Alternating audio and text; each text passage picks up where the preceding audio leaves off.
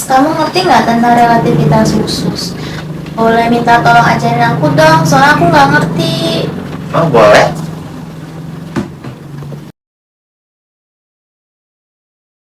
Assalamualaikum warahmatullahi wabarakatuh. Tabipun, perkenalkan nama saya Muhammad Maresi Pamungkas Nasyareka. Halo semuanya, apa kabar? Kali ini kita akan belajar tentang pelajaran fisika yaitu relativitas khusus. Nah, tapi sebelum itu mari kita mulai berdoa dulu yuk. Berdoa mulai.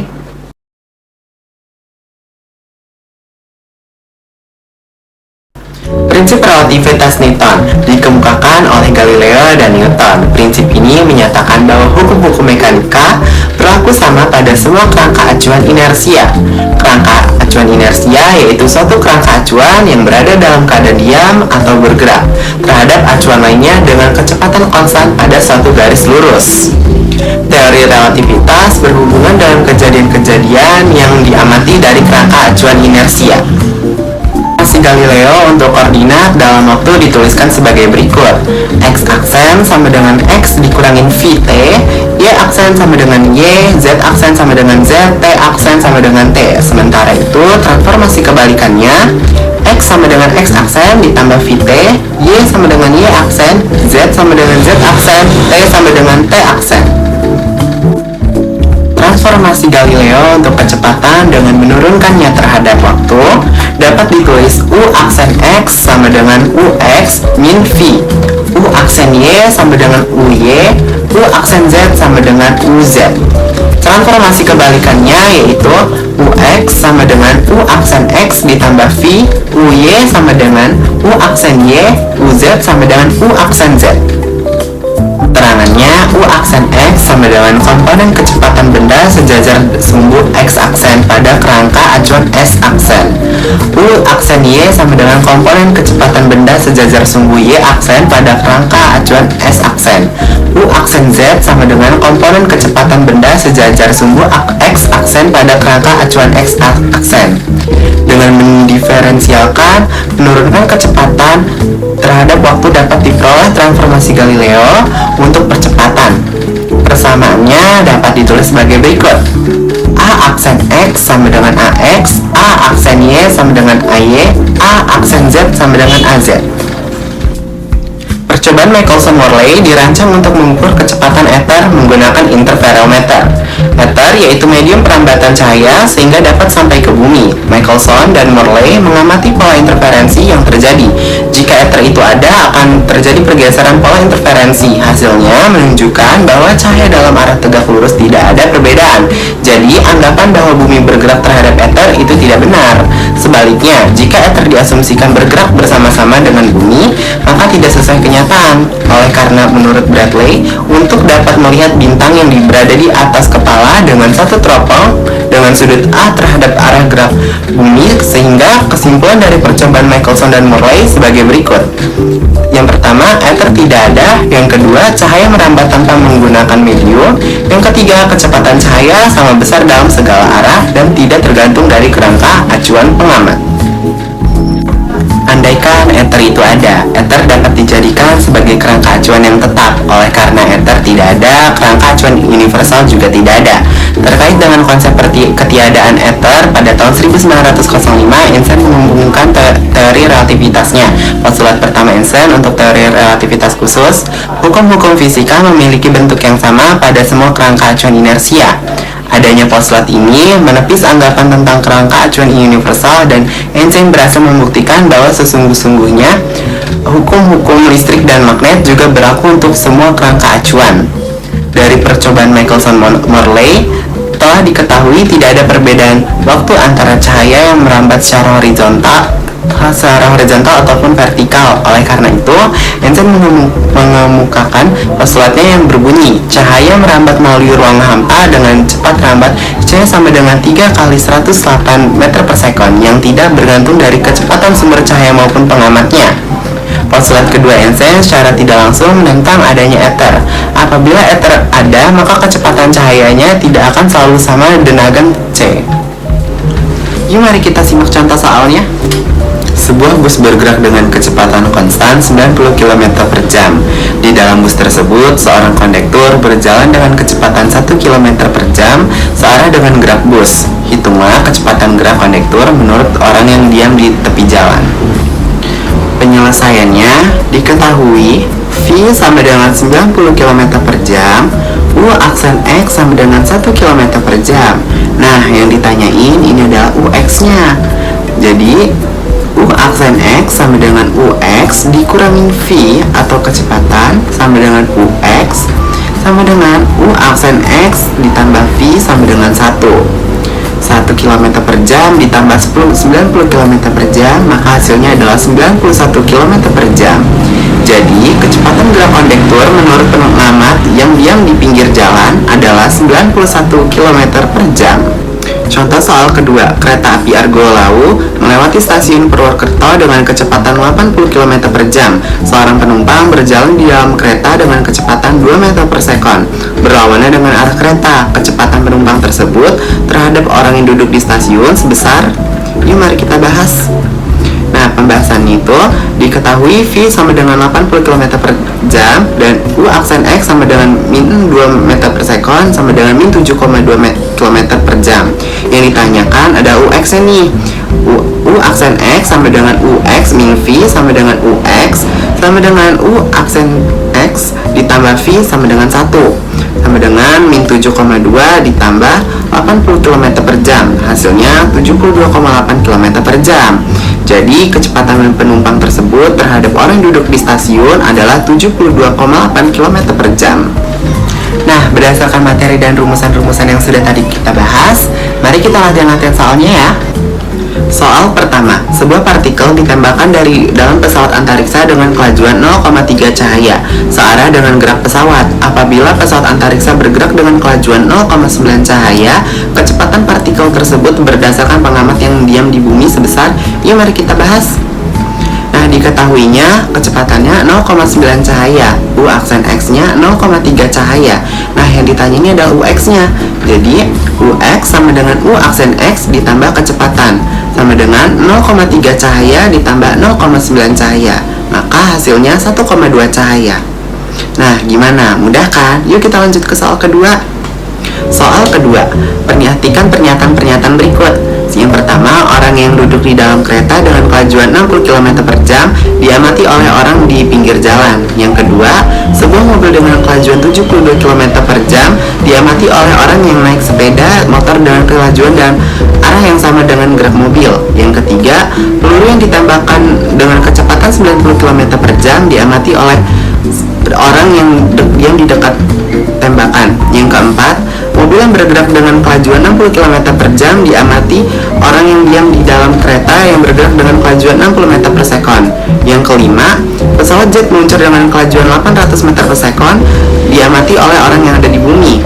Pernyataan yang menunjukkan pengamat dapat dianggap diam adalah pada kejadian angka. Yuk mari kita bahas. Nah, jawaban itu adalah 2.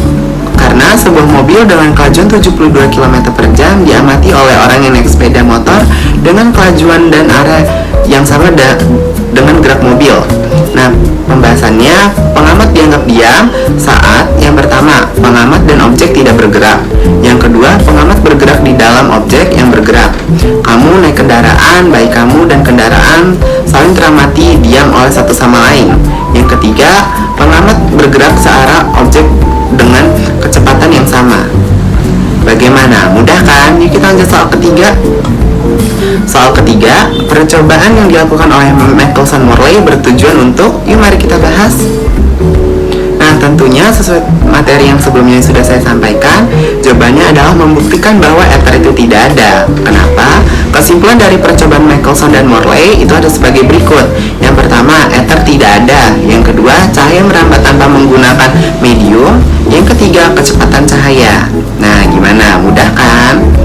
Yuk lanjut kita ke soal keempat.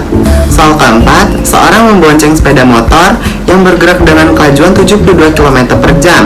Orang tersebut melempar bola dengan kelajuan 36 km per jam, berlawanan arah dengan gerak sepeda motor. Kelajuan bola terhadap orang yang diam di tepi jalan sebesar, yuk mari kita bahas. Diketahuinya kecepatan sama dengan 72 km per jam atau sama dengan 20 meter per sekon. U aksen X sama dengan min 36 km per jam atau sama dengan min 10 meter per sekon. Yang ditanya adalah U aksen X nya nih. U aksen X sama dengan U aksen X ditambah V, min 10 meter per sekon ditambah 20 meter per sekon, maka hasilnya 10 meter per sekon. Gimana? Ternyata mudah ya. Yuk lanjut lagi ke soal selanjutnya. Pesawat jet bergerak dengan kejuan 0,42 cahaya melepaskan rudal dari belakang badan di pesawat dan bergerak berlawanan arah dengan kejuan 0,28 cahaya. Kejuan rudal jika diamati orang yang diam di bumi sebesar, mari kita bahas. Diketahuinya kecepatan V sama dengan 0,42 cahaya. U aksen X nya min 0,28 cahaya. Yang ditanya adalah U X nya nih. U X sama dengan U aksen X ditambah kecepatan sama dengan min 0,28 cahaya ditambah 0,42 cahaya, maka hasilnya 0,14 cahaya. Gimana? Mudah kan? Yuk lanjut ke soal selanjutnya. Prinsipnya menyatakan bahwa hukum-hukum mekanika berlaku sama pada semua kerangka acuan inersia adalah, yuk mari kita bahas. Jawabannya tentu relativitas Einstein, karena prinsip relativitas Newton dikemukakan oleh Galileo dan Newton. Prinsip ini menyatakan bahwa hukum-hukum mekanika berlaku sama pada semua kerangka acuan inersia. Gimana? Mudah kan? Yuk lanjut ke soal selanjutnya. Seorang pedagang mainan bola berada di dalam gerbong kereta air yang bergerak dengan kemajuan 108 km per jam. Pedagang tersebut melempar bola ke atas dengan kemajuan 3 meter per sekon. Koordinat bola menurut pedagang mainan tersebut adalah, yuk mari kita cari. Diketahui kecepatan keretanya 108 km per jam sama dengan 30 meter per sekon. Kecepatan bolanya 3 meter per sekon. Nah, kecepatan pedagangnya itu dia 0 meter per sekon atau diam. Nah, ditanyanya koordinat bola menurut pedagang musi P ini adalah, nah, bola bergerak di sumbu Y saja. Menurut pedagang tidak bergerak di X dan Z. Jadi kita bisa tentukan Y sama dengan kecepatan bola dikali T dikurangin setengah kali G dikali T kuadrat. Y sama dengan 3T dikurangin setengah dikali 10 dikali T 2. Y sama dengan 3T dikurangin 5T kuadrat, maka koordinat bola adalah 0,3T dikurangin 5T 2,0. Nah, gimana? Mudah kan? Seorang pedagang di pinggir jalan raya berada di posisi 21,0,0 meter dari kedudukan awal melihat seorang anak berada di posisi 3,0,0 meter dari kedudukan awal. Seorang anak mengendarai sepeda dengan kecepatan 18 km per jam melewati seorang pedagang. Menurut pedagang, pada waktu 6 sekon, posisi anak tersebut berada di, yuk mari kita bahas. Diketahui posisi pedagang 21,0,0 meter. Posisi anak 3,0,0 meter. Kecepatan anak yaitu 18 km per jam sama dengan 5 meter per sekon. Nah, yang ditanyain itu posisi anak dari pedagang setelah 6 sekon. S sama dengan S atau sekon sama dengan kecepatan anak dikali T sama dengan 5 meter per sekon dikali 6 sekon sama dengan 30 meter. Posisi anak dari posisi awal sama dengan 3 ditambah 30 sama dengan 33 meter. Dari posisi pedagang setelah 6 sekon sama dengan 33 meter dikurang 21 meter sama dengan 12 meter. Jadi, jawaban yang benar adalah B, 12,0,0 meter dari posisi pedagang. Soal selanjutnya, Dadang sedang mengendarai motor dengan kecepatan 72 km per jam di jalan lurus yang sepi. Dia mencoba melemparkan dua benda satu persatu dengan kecepatan masing-masing 1 meter per sekon dan 4 meter per sekon. Perbandingan kecepatan kedua benda menurut temannya yang duduk di tepi jalan adalah, yuk mari kita bahas. Diketahui kecepatan sama dengan 72 km per jam sama dengan 20 meter per sekon. U aksen X1 sama dengan 1 meter per sekon. U aksen X2 sama dengan 4 meter per sekon. Nah, yang ditanyain ini adalah perbandingan antara UX1 dan UX2. Yuk mari kita jawab. UX1 sama dengan U aksen X2 ditambah kecepatan sama dengan 1 meter per sekon ditambah 20 meter per sekon. Maka hasilnya 21 meter per sekon. Yang untuk U X2, U aksen X2 ditambah kecepatan sama dengan 4 meter per sekon ditambah 20 meter per sekon sama dengan 24 meter per sekon. Nah, U X1 dibanding U X2 sama dengan 21 dibanding 24. Nah, maka hasilnya adalah 7 banding 8. Gimana? Mudah kan? Yuk kita ke soal terakhir. Dalam suatu perlombaan balap motor, Bagas berusaha mengejar Made yang berada di depannya. Kecepatan mobil Bagas 288 km per jam, sedangkan kecepatan mobil Made 90 meter per sekon. Pernyataan yang berikut yang benar adalah, yuk mari kita simak jawabannya. Diketahui kecepatan Bagas 288 km per jam sama dengan 80 meter per sekon. Kecepatan Made 90 meter per sekon. Nah, yang ditanya adalah pernyataan yang benar adalah tentunya jawabannya A. Menurut Bagas, Made bergerak menjauhinya karena kecepatan Bagas lebih lambat dari kecepatan Made. Maka dari itu, Bagas tidak dapat menyusul Made yang memiliki kecepatan yang lebih dari Bagas. Ternyata fisika mudah ya, asalkan kita rajin-rajin berlatih. Jangan lupa belajar dan berlatih, serta banyak-banyak baca buku ya. Sekian dari saya. Wassalamualaikum warahmatullahi wabarakatuh. Nah, seperti itu. Oh, ternyata relativitas khusus itu ada relativitas Newton, ada transformasi Galileo, percobaan Thomson-Morley, dan postulat Einstein. Sekarang aku sudah paham dan mengerti. Baiklah, kalau misalnya sudah paham. Terima kasih, Resi. Sama-sama.